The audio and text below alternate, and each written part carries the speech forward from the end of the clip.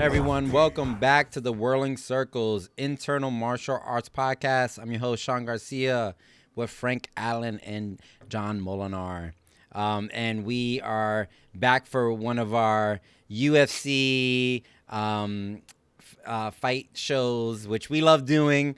Hasn't picked up as much steam in our YouTube views, but we're going to keep doing it because we love doing it. Just checking in. How you feeling tonight or today, Frank? I'm fine because I love doing prize fight stuff. It's too bad nobody wants to hear it, but you know, we're gonna do it anyway. Do this mixed martial arts stuff, and soon we can get into Bellator because We they're should, back, yeah, and yeah.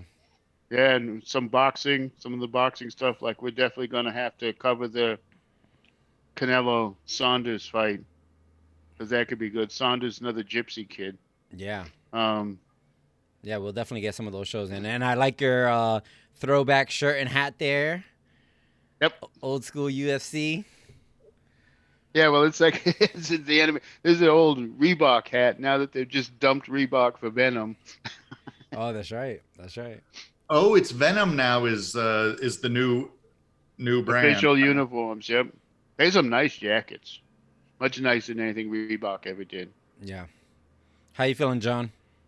I'm good. Finally feeling woken up enough. I'm transitioning from coffee to beer for this. That's how every day transitions, isn't it? That's how you know when the morning is done or your early half of the day. Are you doing Ramadan? Are you fasting? It's both at the same time. Are you doing water fast until sunset? Liquid fast, rather. Liquid fast. No, no. He's a bit too northern for that. Yep. Me too. Yep, for sure. You're the only southern hemisphere guy here. Yep. Well, it's great to be here. We're recording this on April 20th. We'll release it on April 21st. So happy 420.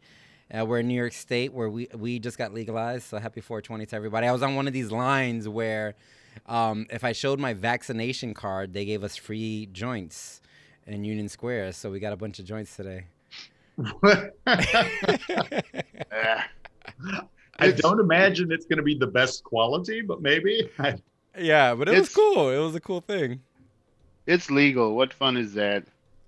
Yeah. It's kind of like I had to, but I'm kind of glad I quit smoking now. It's legal. The same way that tattooing in New York was illegal from 1960 to 1997, and I got my last tattoo in 93. It's Which like, is still, when you tell me that history, I'm like, what? Why was tattooing illegal in New York City? It's so crazy. in the 60s they had this big cleanup thing. I mean, it's the same year that Madison Square Garden got busted messing with the fights. It wasn't allowed to have a title fight for 10 years, and they did all this big, I think it was a Kefauver commission, huge cleanup thing. And part of it was Coney Island Freddy's shop had something like 3 or 4 cases of something attributed to them. So they made it Oh, I illegal see. in the city. And of course, Coney Island Freddy moved to Staten Island and continued to tattoo for the next 20 some odd years anyway.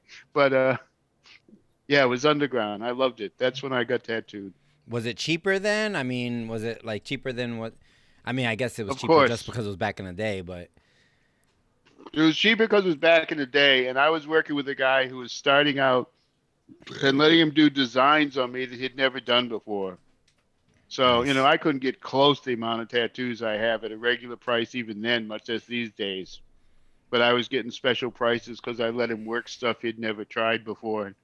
Some of it he did on me and a couple of my friends and never did again. Very Some cool. of it, the other tattooists are going, you're crazy to try shit like that and stuff like that. And, it's crazy stuff, but he did it for me. For those who And don't know, then, Frank has tattoos all up and down his body. well, they started my collarbone, they ended my waist, they started again at my upper thighs. We'll make that plain. Very nice.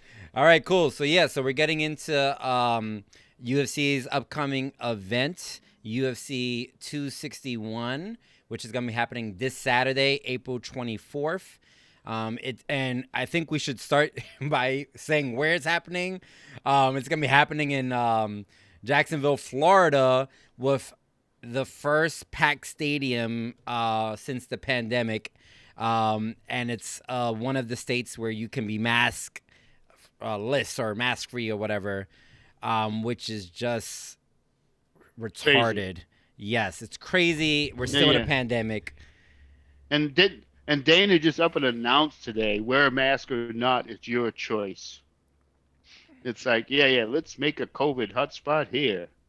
Yeah, COVID hotspot, but also we talked about it in text exchange. I mean, just like the lack of respect and protection for the fighters is so horrible. Yeah, and it's like he has pointed out that all of the UFC staff have been vaccinated. Okay. No one else are they checking on. Oh, and all the UFC staff who live in Nevada. If you work for the UFC and you live in another state, they're not paying any attention. It's like all the UFC staff who live in Nevada have been vaccinated. Yeah, I mean, there's been this push though by Dana to get back to full arena fighting, right? So it's no Yeah, but the surprise. thing we need to mention is that at the moment, Florida has more new cases per week than any other state in the union. It is number one in new cases, and they're doing it there. And their next live full arena event is planned for Texas, which is number two Number two, yep. in the states with the most new infections. So, I guess it's going to be a test. If nobody dies, maybe Dana can claim he was right, and the pandemic wasn't so bad. So what if it killed over 3 million worldwide? It wasn't so bad. But I doubt they're even going to do any kind of COVID tracing if they're Right. They're doing, not like, going to do any tracing. So even if people do get sick and unfortunately, there's some fatal results of that, it won't even be traced back to the event, unless somebody does Yeah, some I'm kind sure of you're expose right. on it. It's unfortunate, but it is what it is, and it's the first full event in the States, and it's sold out. And it's a big one. It's again one of the Triple championships. triple champion cards. So we'll get into it for sure. How do you want to attack it? I think last time we started top down. Did we want to do that Yeah, again? of course. All right, cool. So we'll start first with a rematch that's happening at the welterweight. We have, of course, Usman, who is the current champion of welterweight, fighting Masvidal, and this is a rematch. In their first encounter, it was kind of Masvidal took the fight on short notice, and there was some of it being tied to that. I mean, in his defense, he did take it on very short notice. Really short notice. Yeah, it Something was like like 2 6 weeks. days. Yeah, or even shorter. So that definitely plays into it. You're fighting the champion. You take something on such short notice. Masvidal, though, of course, is someone who is trying to get a belt and has been training pretty hard and heavily, waiting for that kind of belt match. But he lost the match. It really, in my opinion, I guess we could start talking about, it wasn't that close. I felt like Usman was pretty dominant in the first fight. What do y'all think about this matchup? Oh, he was absolutely dominant. The whole thing is he only had 6 days camp. And he's been complaining about only having 6 days camp to the point where Marty said, well, let's give him a whole camp, give him another shot. He thinks he's good enough to do it. And Marty's the type of take on anybody type of guy. And so I said, yeah, fine, I'll fight him again. Let's just run it back and see what he can do with a full camp. And I've liked Masvidal. I've seen Jorge since he was in the Kimbo Slice's backyard fights when it was great. He was like 17, 18 years old, 175 pounds, fighting these 200, 225, 240-pound neighborhood giants and just wasting them. He's tremendous in that backyard fights, and that's where he started. But when he got into MMA, he kind of settled into a journeyman slot. Mm-hmm. He lost a fair amount of fights coming up. And then he lost a bunch of close decisions and, according to him, decided never again. and started applying pressure to finish all of his fights. And it's done pretty well since then, starting with taking out Darren Till and, just working his way through a number of guys. Of course, that Ben Askren fight as of this weekend doesn't look so impressive. It's kind of like, wait a minute, Askren does not have a particularly good chin. A YouTube guy just knocked him out in a few seconds. Makes Masvidal's knockout not seem as impressive as it was. But it was still the quickest knockout, started, right? Yeah. I mean, it was. Something to be said for that. We've seen that Ben does not have a chin. I mean, a YouTuber knocked him out in less than a minute. Yeah, but it's a different. I mean, it was a totally different game too, though. I mean, Ben had a pretty good record before that going. So if you can, if he could have. The thing is, it looks like if you can hit him, you can knock him out. If you can hit him, and so which makes Masvidal's knockout not seem quite as impressive, but.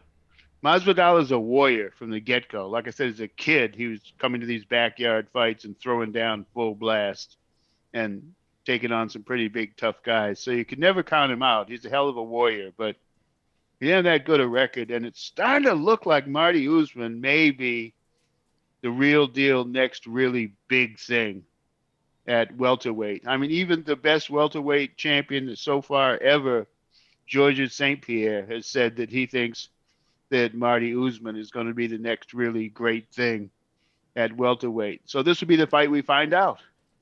If Marty can still handle George, with George having a full camp, then he's on his way to becoming the next really big superstar at welterweight. And if he doesn't, well, then he's not. Yeah, when I was actually looking at Masvidal's record, I mean, he's I think 35-14. So kind of what you were saying, Frank. Yeah, 14 fights is a lot of losses. A lot of losses. I mean, if you're in boxing, you'd never even get a title fight with a record like that. Right. And in the last 5 years or 6 years or so, he's had 9 fights, and he's only won 6 of the 9 fights. But he has kind of gained his reputation or regained the reputation of being kind of a badass and being, a warrior kind of thing. So I think he's definitely down for it all, which is great to see. But he's kind of losing his momentum. I think if Masvidal loses, which I think he will, because I think you're right, Usman is a very dominant champion. We're living in the time of the African champions in UFC, which is awesome. But I think Masvidal is on the downhill if he loses this one. I mean, because he beat Diaz and he beat Till. But these are some big losses, and it's gonna, it might work against him. Yeah, and Till has shown himself to not be anything particularly great. Right. And Diaz is, hit or miss. It's, he's going to be in there. He's going to give you a show. He's going to fight his ass off. I mean, Diaz lost because of the cut, though. There's a good chance he's going to win. He cuts easily, and he was bleeding like crazy. Oh, Diaz is one of those guys in boxing they describe as he starts bleeding in the dressing room. Exactly. And that's what, I mean, Diaz, when he lost that fight, he really said he wasn't affected at all. It's just, the cuts. So, they got to call it at a certain point. Well, it's debatable. I mean, you had Sean O'Grady in the 70s, who was lightweight out of Oklahoma. And Sean was one of those guys that absolutely started bleeding in the dressing room. He'd bleed all over the place. And his early fights, a lot of them took place in Oklahoma, in places close to Oklahoma. And he used to get cut up and look like he was going to die, like he's hemorrhaging all over the place. And bang, he'd knock the guy out over and over again. Unfortunately for Sean, most of those fights, his father was a promoter, which is why they let it go. And when he moved into bigger fights, he had possibility. He won a world lightweight title for a while, but they just wouldn't let him bleed like that and keep going the way his father did. Right. And I have an idea that Nate Diaz is just like that. If you let him keep going with the blood, it's not really going to slow him down. But these days, they don't like that, and they won't do it. Yeah. John, who are you liking in this one? Oh, I think Usman is going to completely dominate. It's nothing against Masvidal, but I don't think that his record really is that impressive. Like, I mean, he's certainly a game fighter, as Frank has said, but it's not like he has torn his way through the division. He's got a lot of wins, but he's also got pretty much as many losses. So I mean, I don't think he would actually be in a position to get a title shot is the thing. He wouldn't be close to in a position to get a title shot. His last fight was Usman.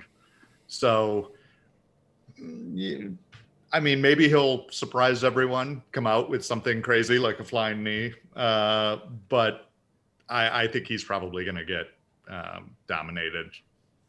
Right. Yeah, I would love to Yeah. see a competitive fight here, just for the sake of it, and because but yeah, I think you're right. I think Usman has this one. Frank, you gonna add something? Yeah, so UFC has this history of guys coming out of NCAA wrestling that discover that they also have heavy hands. And when that happens, they always do really well because as long as they don't get too enamored of their heavy hands, they forget their wrestling. Right. But as long as they use the wrestling for backup and have these heavy hands, they usually do really, really well. I mean, going all the way back to Mark Coleman, which of course is really the old days. Coleman used to show up and give his list of PEDs along with his other meds to the UFC doctor when he showed up. And the old SEG days, that was okay. It was fine. It's different, but still, he was one of the first, maybe the first, of the heavy-handed wrestlers. And then, of course, the ultimate heavy-handed wrestler was Hendo, Dan Henderson, who was the ultimate heavy-handed wrestler. And they always do well, and Usman seems to be the next one of those. The next guy with a big wrestling pedigree who has showed, like he did against Masvidal, that if he wants to, he can fall back on his wrestling and do really, really well with takedown after takedown after takedown. But he also has heavy hands. And those heavy-handed wrestlers always do well, and he may be, as I said, he may be the next big thing at welterweight. So Well, we'll see. who else If he is there as loses to welterweight? Jorge, he's not. Right. But who else is there at welterweight? You have Well, Wonder Boy. Well, you never know when Wonder Boy is going to come through because Wonder Yeah. Boy is a wonder. I mean, he's been fighting since he was I've 7 or 8 years always old. been a fan of him.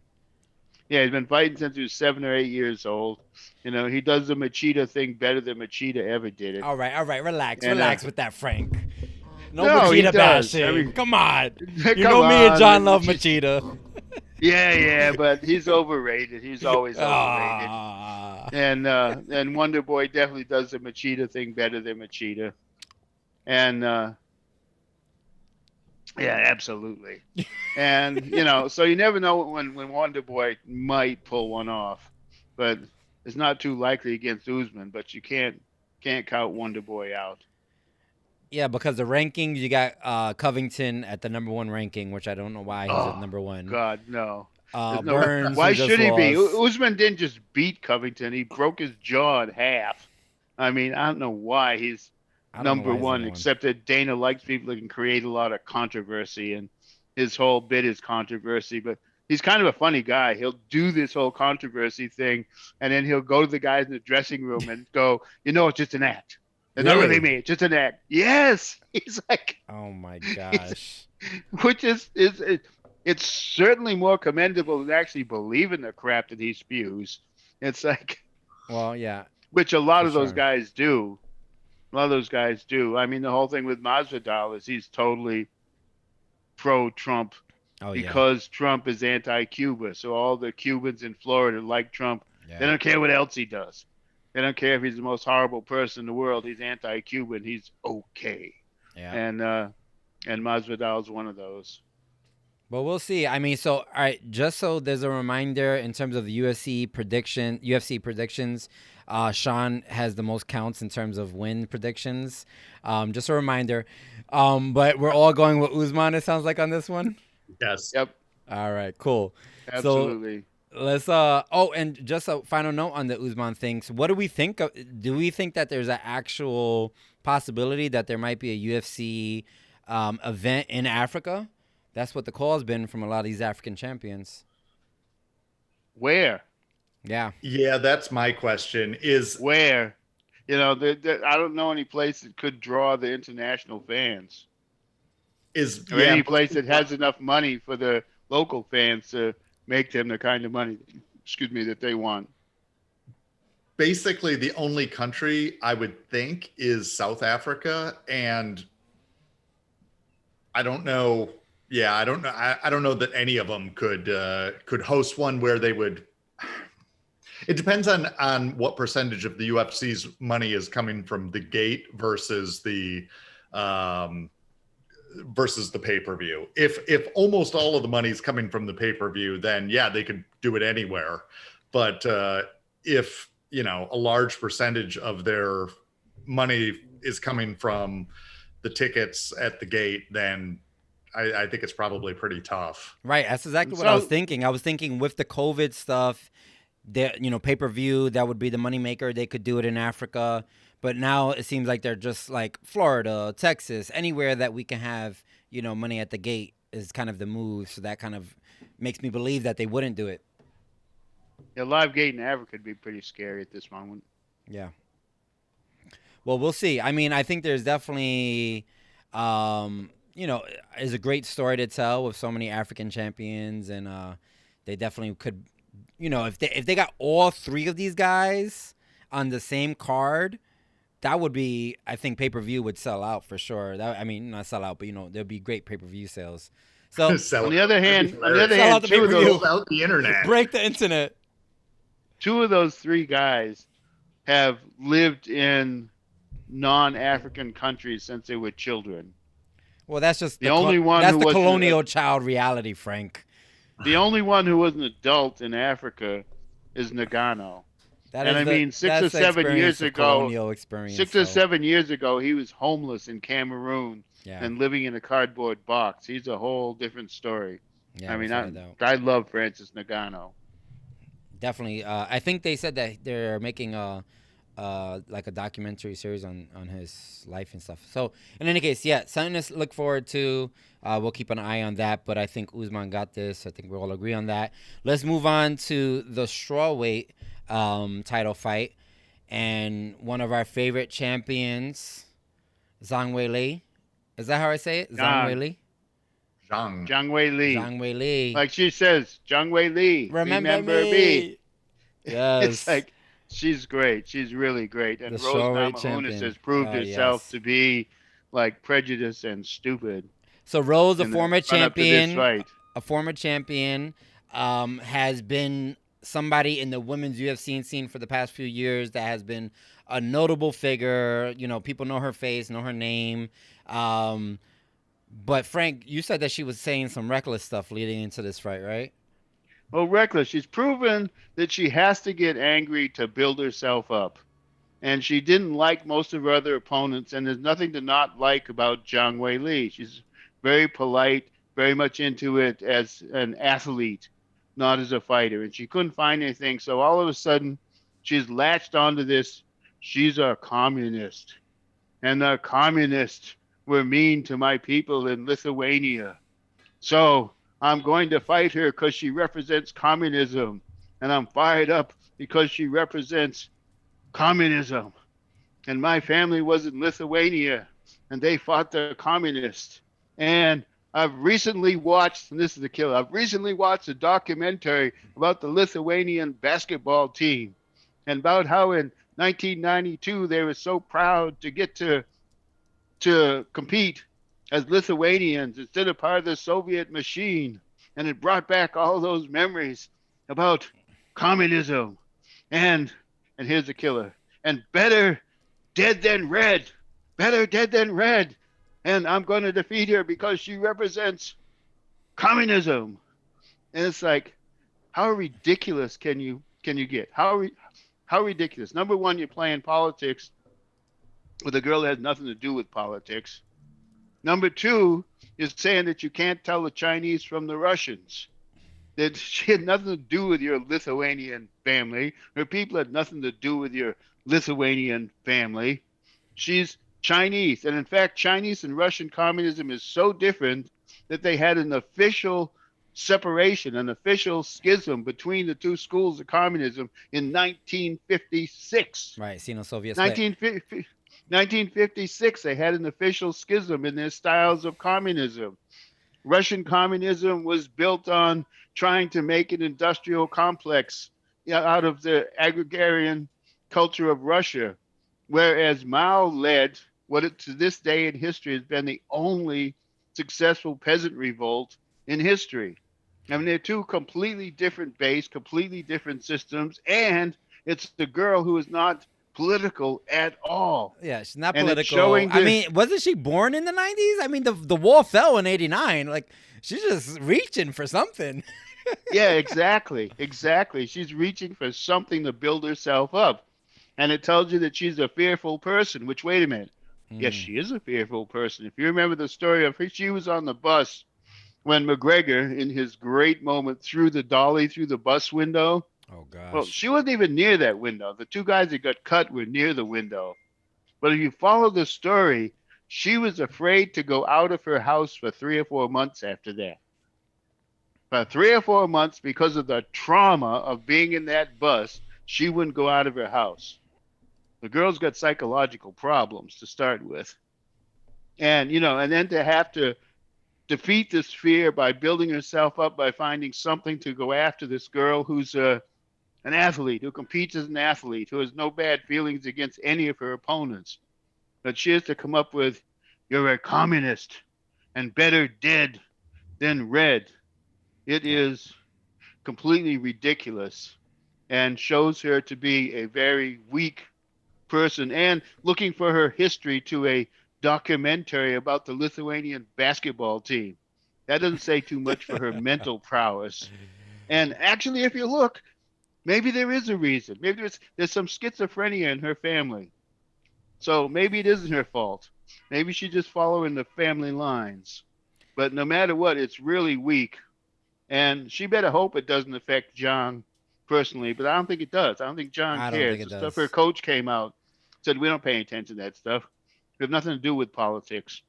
Well, It's she's strictly yeah. an athletic organization. We train athletes, and we don't have anything to do with this. We don't care, which is kind of lucky for Rose that John doesn't care, considering Rose got smashed by Andrade, and Well, and let's get into John that took because Andrade out yes. in 42 seconds. So so It's like, so for those who don't know, Rose lost her belt to Andrade, who then of course got wiped out by Weili. And so this was a fight that some thought before Rose lost her belt might have been the fight that was gonna happen. They were talking about this champion coming out of China and Rose potentially fighting her, and then there was the loss of her belt. Then she had a rematch with Andrade and won that fight in a decision. But it wasn't, as notable as the loss that she had when she lost her belt. So what do we think in terms of, regardless of the, Red Scare kind of trash talking, what do we think in terms of like fight style to fight style? Who wins this fight? I think we all agree, but like, why do they win the fight? well, Rose Namajunas is a technician, and like when she takes people out, she beats them with superior strategy, and then lands something good and takes them out. But she's not someone who can stand there and take it. Like when she beat champion Pollock, she did that. She kind of managed to out trick her. And yeah, Zhang went the distance with her. But her and champion Pollock were beating the crap out of each other for the entire fight. And I don't think Rose could stand up to that. When Zhang takes her best shot and comes back, she's not going to stand there the way champion Pollock did. You got to say, champion Pollock is tough as nails. And Rose is not. When John comes back, if she even gets the chance to do anything for us, she's going to crumple. I don't think she's that strong under strong attack. It's just if she can get you before you get anything going, or she can trick you, then she's a really good technician. But I don't think she's really tough in that, bad is what you can put out, tough is what you can take. I don't think she's tough at all. I think that's why she has to build herself up from this fear thing, because she's not a tough person. She's a fearful person. Well, so And I think that's going to really work bad for her in this fight. looking at her stats, she has 90% of her wins coming from submission or decision, so less than 10% coming from knockout or TKO. Which of course, Weili is on the other end. 50% of her fights are knockouts or TKOs. John, what are you thinking about this one? I mean, I'm thinking that Zhang is gonna dominate it again. I don't really have anything against Rose with all the like fight buildup. A lot of people do these sort of ridiculous ways to try to hype their own fight, which I would prefer to think that she's just doing something ridiculous to try to hype her own fight. But I think that Zhang will probably finish her, and relatively quickly. So you're thinking a knockout in the first or second round? Yes. Yeah, I think a knockout in the first round, maybe the second round, but I think it's gonna be a knockout. I think you're right, Frank. I think she just doesn't have the ability to deal with the power that Weili is bringing. And so maybe we can talk about yeah, go ahead. And I also disagree with John that there's no way this is a Kobe Covington, Chael Sonnen type of just say something to build up the fight. I think she really believes this stuff. And as such, she's not just putting down her opponent, she's putting down a whole country.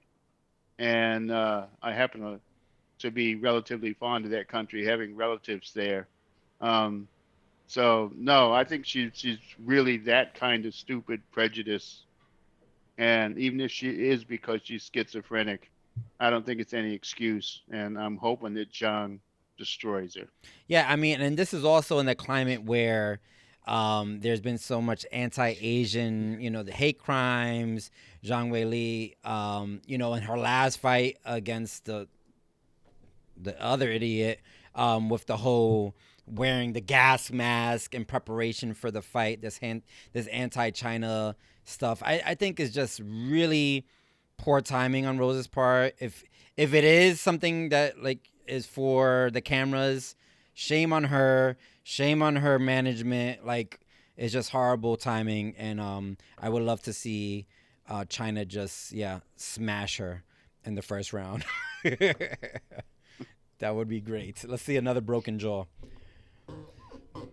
Oh yeah. All right, cool. So getting into the last of the 3 title fights then. This one is a little bit more interesting, I would say, in terms of the women's championship fights. We have, for the women's flyweight title, we have Valentina Shevchenko. Did I say it right? That was close enough, Frank? Close enough. All right, against... I think it's Shevchenko, but... you see, I could... Well, I wouldn't guarantee my pronunciation being correct either. You could be as correct as I am. I'm just taking my guess to your guess. Well, Valentina, who is the champion coming into this, going against exactly who we were talking about, who Rose lost her belt to, and then Weili beat Jessica Andrade. So, is it Andrade or Andrade? Andrade. John, you would know this. She's Brazilian, is it? Yes, she is. She is, but it's definitely Andrade, or at least that's what everybody says. That's how they've been pronouncing it. You know what? Well, there's a couple fighters. What's his what's our boy? What's his name? The stylebender. What's the stylebender's name? Adesanya. Israel Adesanya. His Adesanya is actually pronounced differently. It's actually pronounced incorrectly, and he just ran with it because everyone was saying it incorrectly. That doesn't surprise me. I mean, there's plenty of people where, people can take different tacks on things. I personally think it's people getting super bent about people mispronouncing your name when it's another language. You can correct them a couple times. Well, John, there's a colonial relationship there that might trigger some stuff. So, if someone says your name incorrectly, because of just a misunderstanding or a clear disrespect for your culture is a difference. But I think that's where Adesanya felt. He felt like it was not a disrespect to his culture, and so he just ran with it. So Andrade might be it, but is Andrade? That's what we're going with. He's lived in New Zealand since he was a young kid, so. Yeah. The other thing, Shawn, is that, I mean, my background is in linguistics, and probably none of us are even capable of forming the sounds that some people's names are pronounced with. Like there's a huge range of what humans are capable of producing in sounds. So different languages, like you're asking a lot for someone to get a name perfect. To get it truly perfect is a lot more than just, oh, you got 80%, or, you know. So again, a lot of names to get it vaguely correct is an accomplishment. Right. So, I mean, I'm well, this is a different conversation for sure. It's a different conversation, yeah. But back to the fight, we have the champion Valentina, who we've talked about on the podcast being one of the best female fighters, probably the only one that gave Nunes a challenge and could continue to give Nunes a challenge in Valentina, defending her belt against, a very high-ranked former champion. Frank, what do you think about this fight? I think Shevchenko's got it. I mean, I just saw Andrade say, I think that her groundwork is weak and that she can't stand with me on the ground. It's like, did you ever see her grapple? I mean, she's a very good grappler. She's an overall, yes, she comes from a kickboxing background, and maybe that's all Andrade knows about it, but that'll be to her detriment because she's an excellent overall mixed martial artist. And her jiu-jitsu is very, very good. And I think Andrade's thinking that she can handle her on the ground. Andrade is built like a wrestler, which is not being built like a jiu-jitsu person. She's short and stocky. And those little bit longer limbs seem to work out much better for trying to do submissions and whatnot. And I think Shevchenko's got her in every aspect, except, of course, Andrade is a top-level, top-5 fighter. And any top-5 fighter on any given night can conceivably beat another top-5 fighter. You can never be sure when they're all of that level, and Andrade is of that level. So I wouldn't completely write her off, but I would certainly bet on Shevchenko. Yeah, I mean, she is... like you said, Taekwondo growing up, Muay Thai heavy. Her mother, we talked about early in the show, was like the president of the, what country is she from? Kyrgyzstan. Kyrgyzstan Muay Thai Association. Her mother was the president of that. But she is a black belt in judo. I mean, like, I don't understand where these people come with. Her win percentage, 30% knockouts and TKOs, 35% submissions, and then 35% decision. Literally the most well-rounded fighter you can be. It's about as balanced as you can get. Right. But on the other end, Jessica is also very well balanced, getting a lot of TKOs and KOs on her end. But I thought when she fought Weili, I thought that she just is not as dynamic a fighter. She's very strong and has a lot of power, and definitely on the floor can kind of control, get a lot of dominating positions, but not very dynamic and not very fast.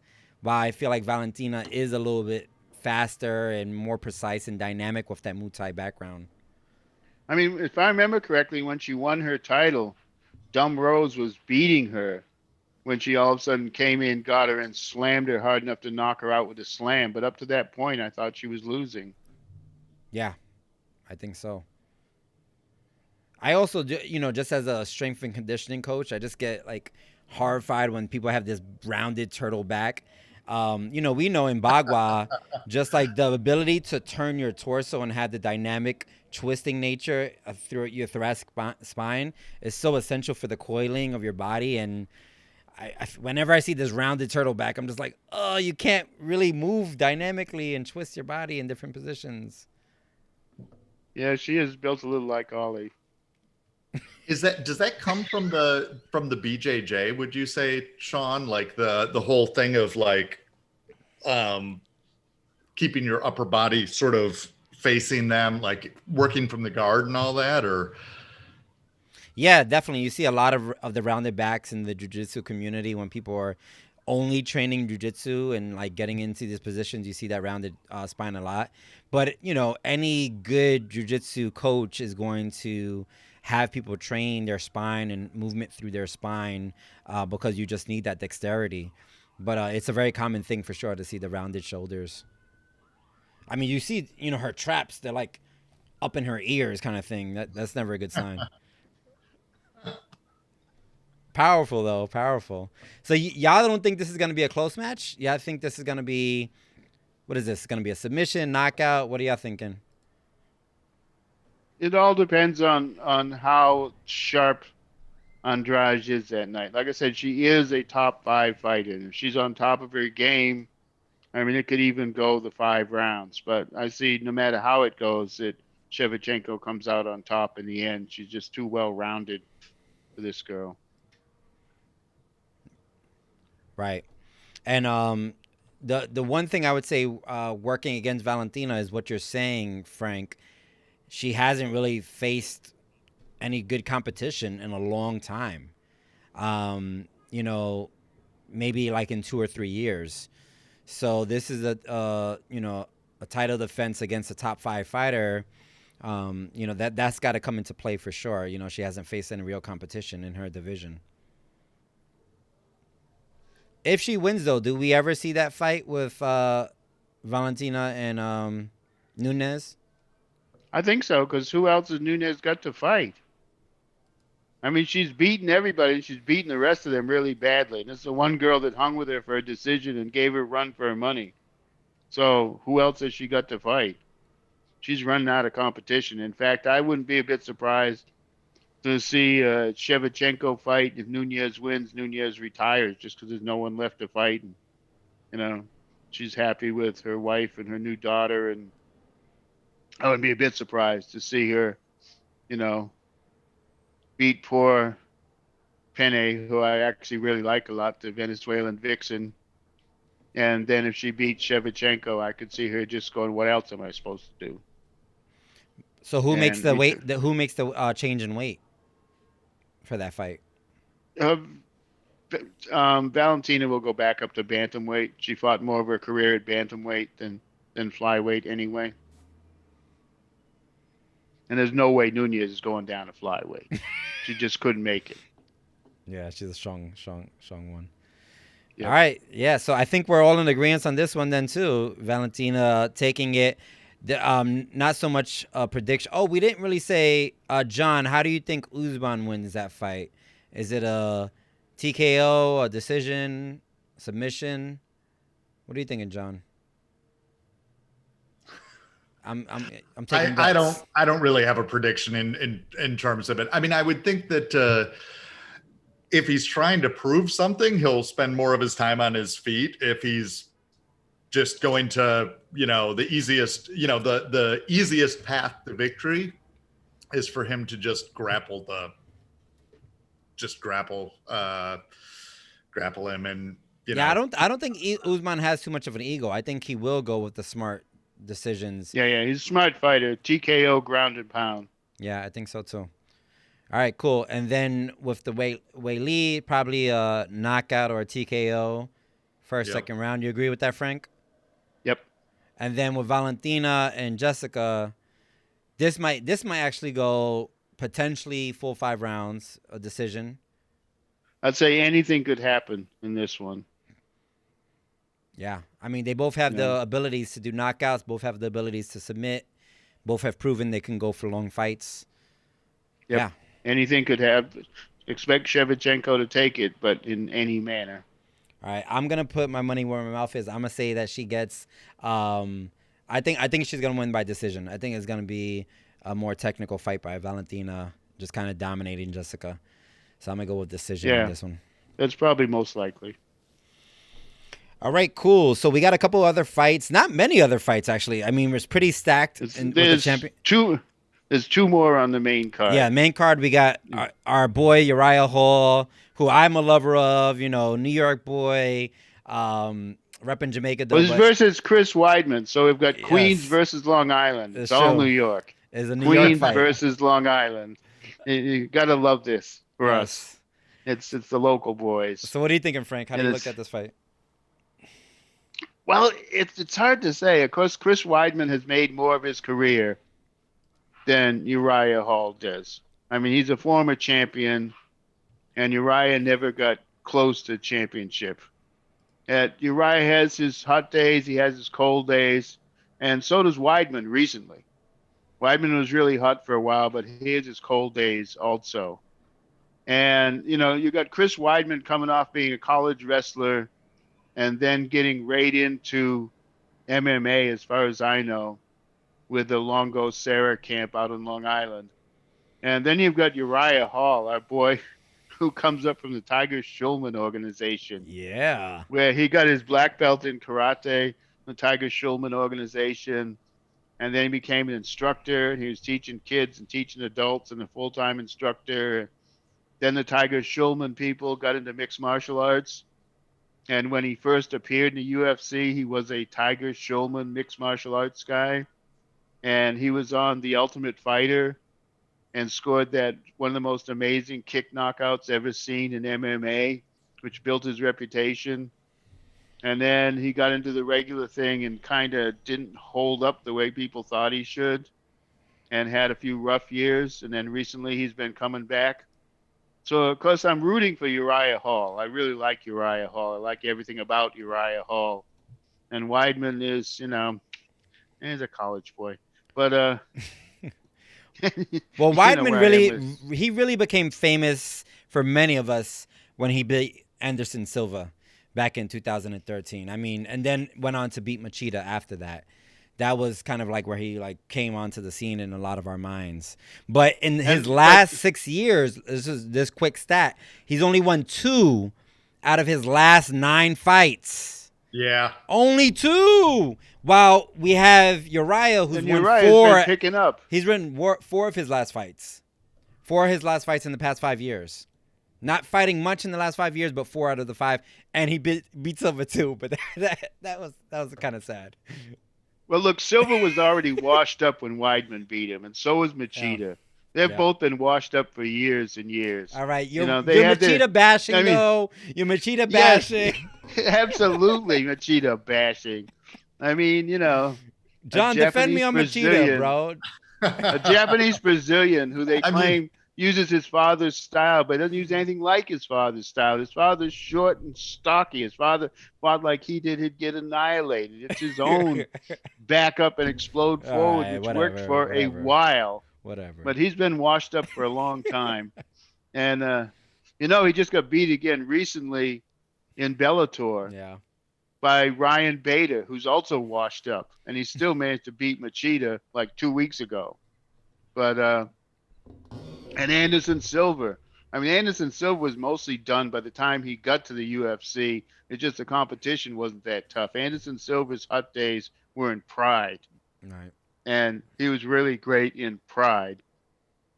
And he came to the UFC, did some fancy stuff, moved around, tricked some people out of stuff, and then had this college boy figure out how to time him. Bam, the end. And now he's crazy enough, he's trying to fight boxers. He doesn't retire soon. He's going to be one of those, drooling in the streets, begging for money guys in Brazil. It's like, he needs to be done. Yes, he does. And Machida's not quite that bad, but he's done also, been done for a while also. So Weidman, both of these guys, it sounds like that Weidman's ranked at number 11, Hall number 9. They're both trying to get pretty, high. They want to get back up into the top 10 at a respectable number. That's got to be what this fight's about. Yep, and I'm certainly hoping that I'd like to see Hall pull off another one of his fancy kicks. He can do it. I mean, he's been kicking since he was a tiny kid. And I'd love to see, Weidman try one of his wrestling moves and run right into one of Hall's kicks. But it's a hard one to predict, but I'll just go with Hall because I like him. What are you thinking, John? Yeah, I mean, so I agree with Frank. It's hard to predict. I'm going with Hall also. I feel like Weidman basically once he lost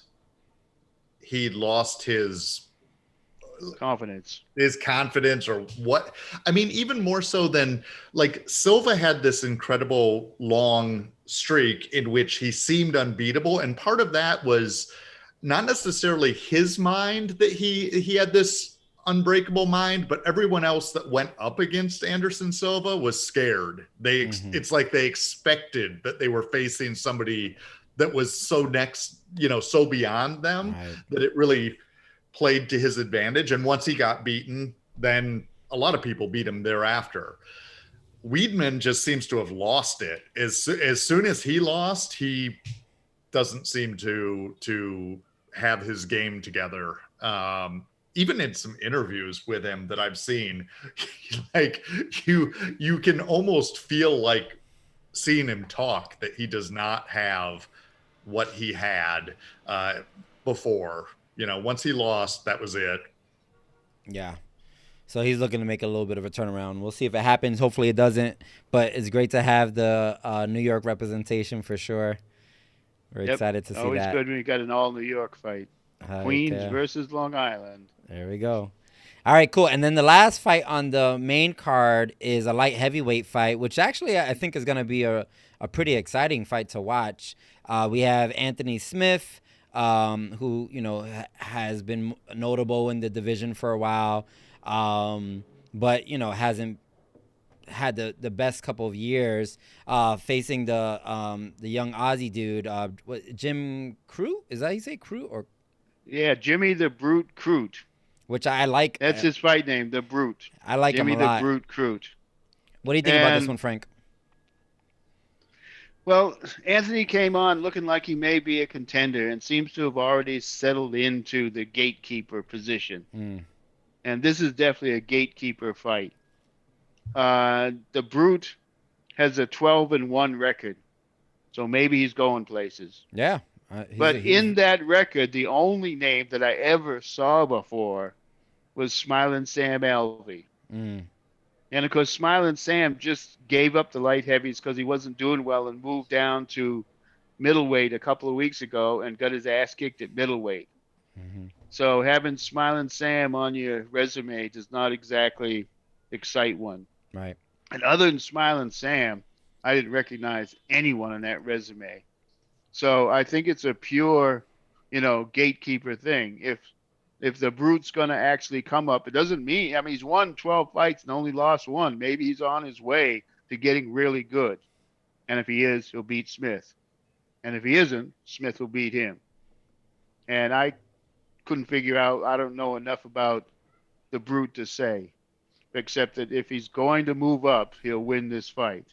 And if he's not going to move up, the gatekeeper will close the gate. Right. Well, Smith, I feel like you were saying, he was very like up and coming, doing well. He had his fight against Jones 2 years ago. Let's not get into John Jones, Frank. Let's not do it.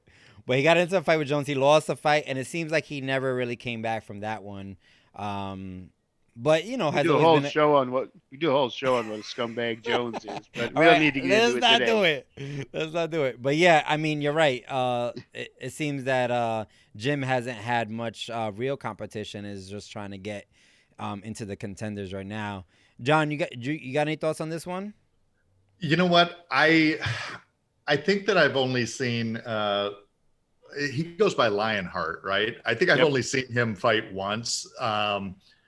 And it was not wildly impressive to me. I mean, the other guy I'm not actually familiar with, so I don't have any commentary on this at all. I have a feeling it may be a slugfest and not a super technical fight, but that's about it. Yeah, they're both high percentages in knockouts or TKOs. So they're both that is definitely what they're going to be going for. Interesting enough, though, Anthony Smith almost has no fights that go to the decision. It's either a TKO submission or a loss in his case. So he kind of goes all in. But he's ranked number 6, which is a pretty high ranking for him considering. So we'll see. It just shows you that the light heavyweight division at the moment doesn't have that much depth. Yeah, that's right. And you want to talk about the heavyweights and Jon Jones? No, I'm just kidding. Let's not do it. You sure? Not today. Well, I'm sure we'll have an upcoming show on all that. But yeah, so the other thing about the Aussie, he's a strong hitter, but he also has a pretty good takedown game. So we'll see how it all plays out. But yeah, I think if I had to guess on this one, I'm gonna go with the young guy, the Aussie, with Jim. I think he does have a breakout moment and kind of starts picking up some steam. And Anthony Smith is kind of washed up in my opinion. Yeah, if I had to pick, I'd agree with that. John, you gonna put a bet on something? I'll go with the same call. I mean, like I said, Smith did not. I mean, it's nothing against Smith, but he did not seem extraordinary when I did see him fight. So I'm going to go with the completely, well, for me, unknown fighter and say that the Australian wins. Yeah, so it sounds like we're all in agreement on the main card. So we'll see what predictions work out in terms of how the wins happen. Frank, is there anything else going on in the prelims, early prelims? I mean, I was looking at some of these fighters. I don't know most of them. The only one I recognized was Cowboy Oliveira. Oh, and he's the main event of the prelims is him against somebody I never heard of. Randy Brown. And other than that, I never heard of anybody on the whole thing. So I would leave the prelims alone. I hope Cowboy wins. I love Cowboy. Yep. He's a real cowboy. He's a rodeo rider as well as MMA. You talk about tough guys. He was a rodeo rider as well as doing MMA. I think he was particularly a bull rider. So, tough stuff. Yeah. Okay, that's one notable fight for sure. I think he lost his last fight, but it's always good to see him win. I agree. Well, he's kind of a wild man. He's good to see him fight usually, but other than that, even his opponent, I had never heard of any of them. Dana's been good at coming up with this COVID thing of people nobody ever heard of and selling them to us. Well, I mean, there was a prelim. John, was it the one that me and you watched together? That there was a bunch of good fights in the prelims. Was it? Or maybe it was I don't know. Sometimes you get surprised with some of this stuff. Was there drinking involved? When is there not drinking involved? All right. So, yeah. So, those are our predictions. Just because we haven't heard of them doesn't mean they're not good fighters. Yeah, it just exactly. means it's hard to get excited because we never heard of them. Yeah. Hopefully, we'll see some standout moments, and we'll talk about them in the post UFC 261 episode. So, yeah. So, those are our predictions. Nothing too surprising on our end, no contention on our end, but we'll see how it all plays out. It should be an exciting one nonetheless. There could be some surprises, some upsets. We'll see how that pans out, and we'll have a follow-up show for sure if there's some juicy stuff to talk about. And there'll be something to talk about, no matter what. Oh, Jon Jones. So yes. You're gonna make me go. You don't want to get me started. Oh man. So yeah. So we'll definitely be tuning in. We'll check back in after the show. But of course, keep following us. If you like these shows, if you like our fight prediction, our commentary, our combat sports, make sure you're liking these episodes. Share it with your friends. We feel like there is some value to these shows that we're putting together, and we want to make sure that people are finding them. Even if you hate some of the stuff we say, that's entertaining too. I'd just as soon you tune in to hate us as you tune in to like us. Just tune in. Yes. Subscribe to our YouTube. Drop us a review on iTunes. Follow us on all the other platforms, and we'll be back next week. We're doing a show on women's warriors, so that should be great. Tune in for that one as well. We'll see y'all soon. Take it easy.